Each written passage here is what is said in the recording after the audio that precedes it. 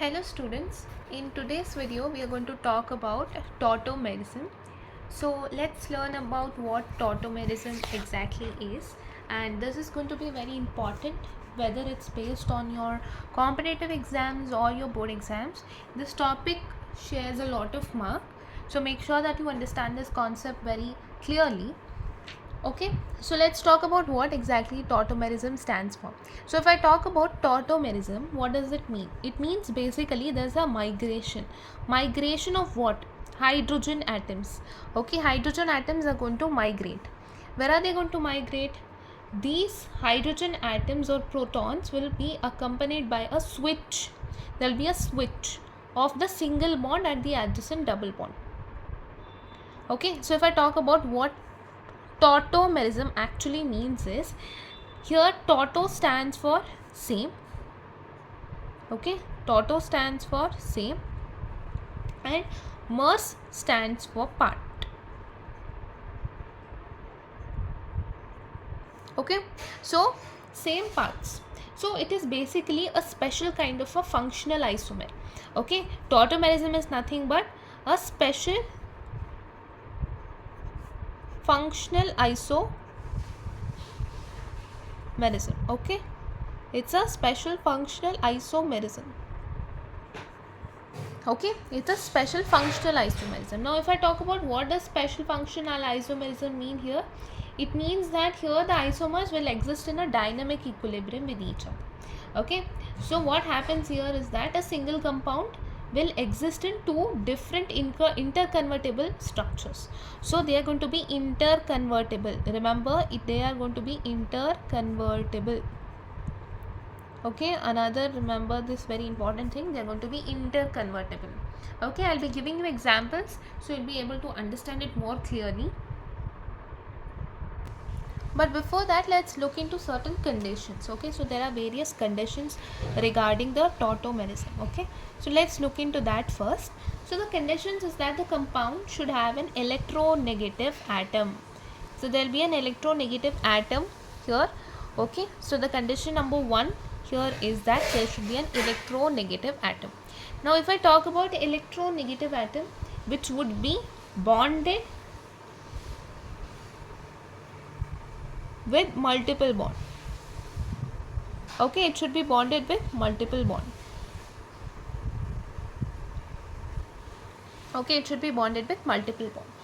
Now what does this mean here? Like for example, we have nitrogen, we have oxygen, we have sulfur, right?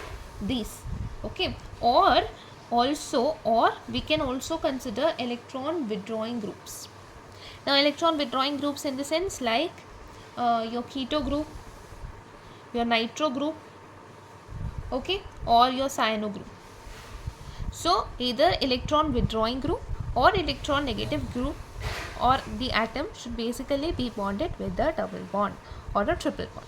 Multiple bond in the sense it should be either double bond or triple bond. Okay, I hope it's clear.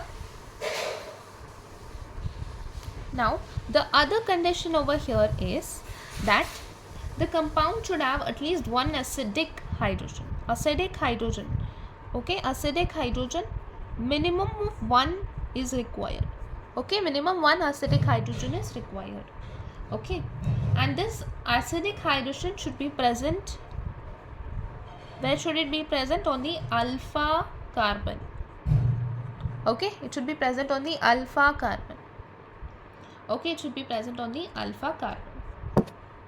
I hope it's clear. Okay, now let's look into some of the examples. Okay.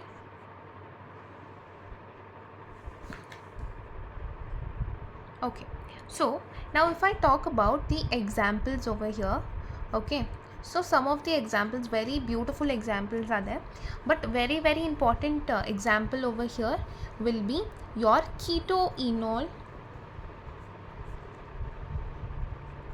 tautomerism. Okay, the keto-enol tautomerism is a very important tautomerism. Other than that, you will also be studying about enamine, imine, tautomerism and all if you are studying for JEE exams and etc. But the basic one, the keto-enol tautomerism, is there for every child who is attending their class 11th and 12th. Okay, So keto-enol tautomerism is basically there are interconvertible structures, as I told you right here. The interconvertible structures here is ketone, okay, ketone, and second one is your enol, okay. So ketone and enols, so these two are the interconvertible structures over here, okay. I hope it's clear.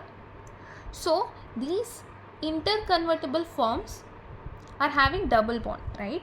If I talk about ketone, it has a double bond, enol has also a double bond, so the hydrogen atoms are switching positions. That's why you obtain a keto-enol tautomerism products, okay. Okay, just look here. So we have a keto over here, okay. So this is our keto, okay. Here hydrogen is there, so this is my keto, okay. So this keto, basically this is a keto, right? As I told you, this is a keto or a ketone. Basically what is happening over here is that, okay, so this hydrogen, this bond that I told you here, basically what is happening, the acidic hydrogen, okay. So this hydrogen, okay, it will shift over here, okay, this will shift over here and this will move out, okay. So this hydrogen will shift over here and this double bond will move towards this side. So what do we get? We get an interconvertible product, right? What is that? That is the enol. What is enol looking like? This and OH, okay. If you want, I'll give you one more example, but I think this would be better for you to understand. So if I talk about another type of, okay, so if I give you a clear example, look here. So we have, okay, so just look here very carefully, listen to what I say you, and then try to understand what exactly you have to see in the structure, okay. So we have CH3, okay. So let me take C double bond O, okay, and then we have C here. Now this or this, both are the alpha carbons and they are having acidic hydrogen, right? So if I show you the structure in an open form, okay, this is how it will look, okay. So this is basically nothing but your none other than, who is this?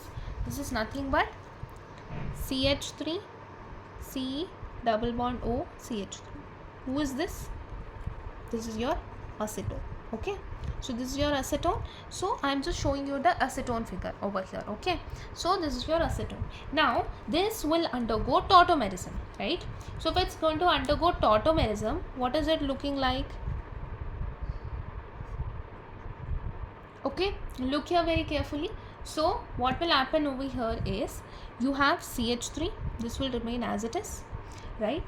So this double bond O will become OH, right?